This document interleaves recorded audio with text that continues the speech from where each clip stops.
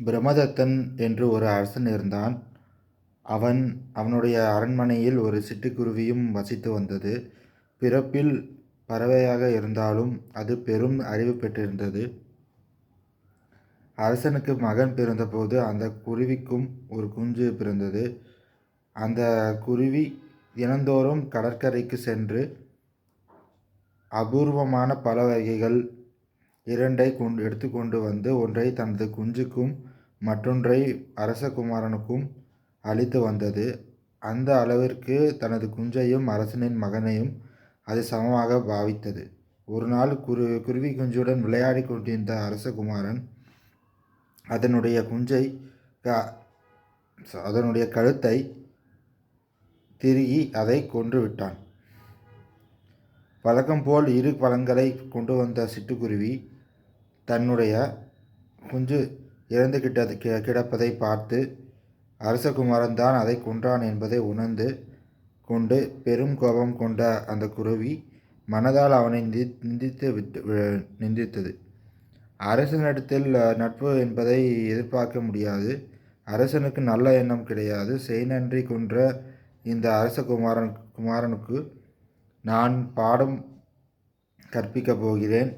என்னுடைய குஞ்சு இந்த அரசகுமாரன் பிறந்த நேரத்திலே பிறந்தது. அவன் பழம் உண்கிற போதே என் குஞ்சும் பழத்தை தின்றது. அவனையே நம்பி அவனை அண்டி இருந்தது. இந்த 3 வித தொடர்புகள் இருந்தும் என்னுடைய குஞ்சை அவன் கொன்ற காரணத்தினால்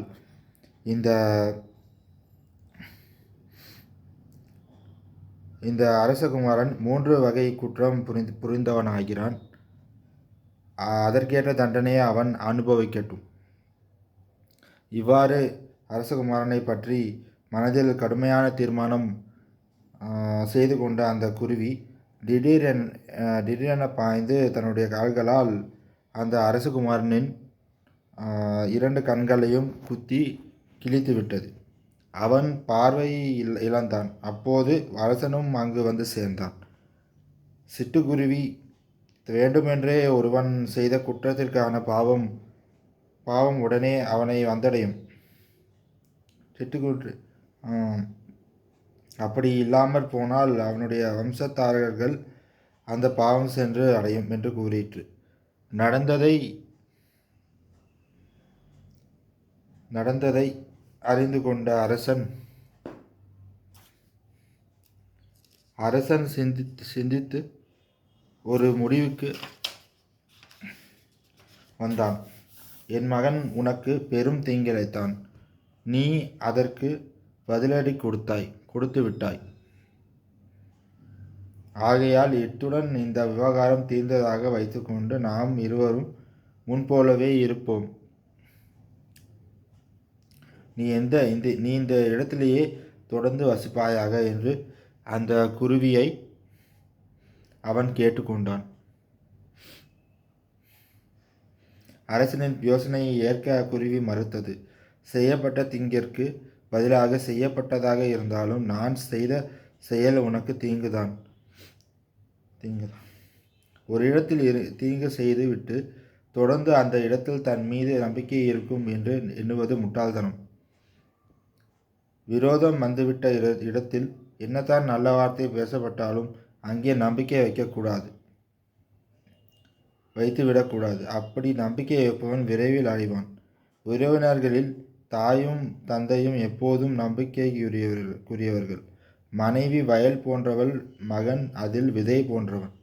இவர்களை நம்புவதற்கு கால நேரம் உண்டு. உடன் பிறந்தவன் பொருளாசையினால் பகைவனாக கூடியவன். கையில் பசையுள்ள வரையில் ஒட்டியிருக்கிறவன் நண்பன். ஆகையால்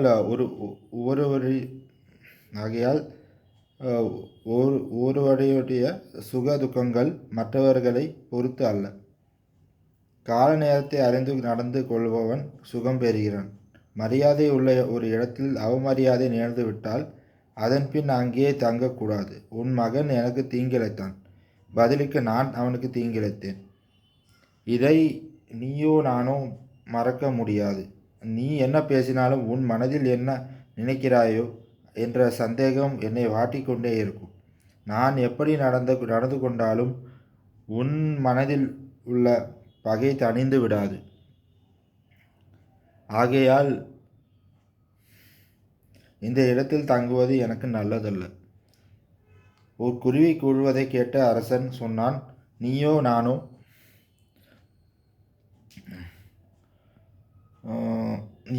ஒருவருக்கொருவர் குற்றம் செய்தவர்கள் அல்ல. எல்லா செயல்களும் காலத்தின் காரணமாகத்தான் நடக்கின்றன. காலத்தின் காரணமாக பிறக்கும் மனிதன் காலத்தின் காரணமாகவே இறக்கிறான்.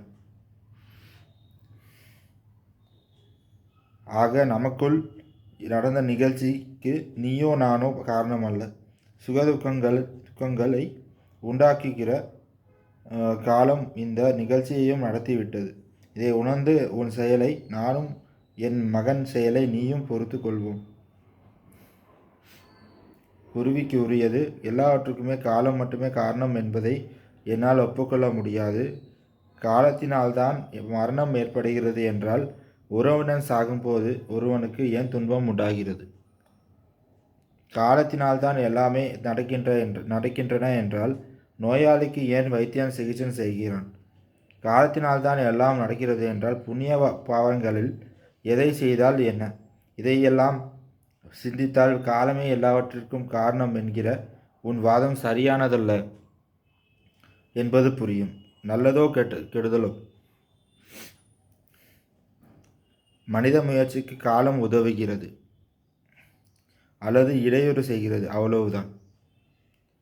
இப்படி கூறிய குருவி மேலும் தொடர்ந்தது, துக்கத்தில் எல்லாம் பெரிய துக்கம் மகனை இழந்த துக்கம்தான். இது ஒருவனை விட்டு விலகக்கூடிய துக்கம் அல்ல. உன் மகனை நினைத்து உனக்கு அவ்வப்போதும் என் மீது கோபம் வந்து கொண்டே இருக்கும். ஒருவனுக்கு கெடுதலை செய்த பிறகு அவனிடம் நம்பிக்கை வைக்கக்கூடாது என்று சுக்கிராச்சாரியாரே கூறியிருக்கிறார். எல்லா நேரத்திலும் ஒருவன் அறிவுள்ளவனாக நடந்து கொள்ள வேண்டும். வீடு, மனைவி, வயல், நண்பர்கள் போன்றவை எப்பொழுது வேண்டுமானாலும் கிட்டக்கூடியவை. அவை ஒரு மனிதனுக்கு வந்து சேரும் சேர்க்கைகள். ஆனால் கல்வி, அறிவு போன்றவை உள்ளவனுக்கே அவை கிட்டும். தன் தேசம் என்று கூட பார்க்காமல் தனக்கு மரியாதை இல்லாத இடத்தை ஒருவன் விட்டுவிட வேண்டும். எவள் அன்பாக இருக்கிறாளோ அவள் மனைவி.